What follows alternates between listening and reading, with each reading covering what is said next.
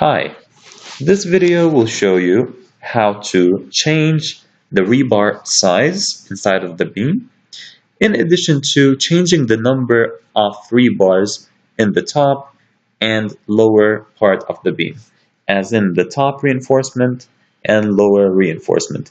To create these reinforcements and get up to this stage, please refer to previous videos. Now, what I want to do first is that I want to change the size of the rebar. Now, before I do that, you could realize that this rebar looks simply like a line. And what I want to do is that I want to see an actual width and diameter of a bar. So what I could do is go to detail level. This is basically in the control bar beneath, and click on find. When I click on find, I can actually see that this is a bar that I'm looking at from the longitudinal section. To change the size of this bar, I could click over here on the bar itself. By default, it is set to 13M.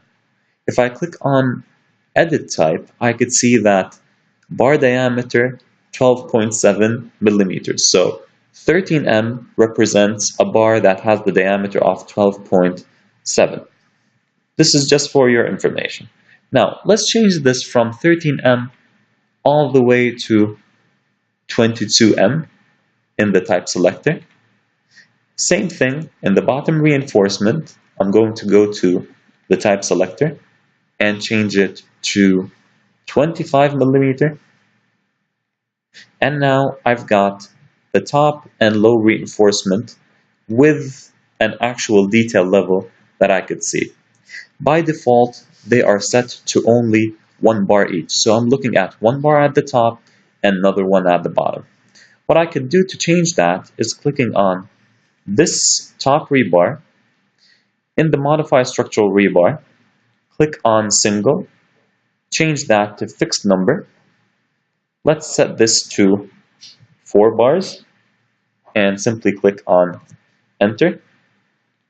Click on the outside, and then I click on the lower reinforcement. Same thing, fixed number. This time I want to click on 6, click outside, and that's pretty much it. Of course, I cannot see the changes that I just did because the 4 bars and the 6 bars are simply either in front of or behind the actual bar that I'm looking at right now.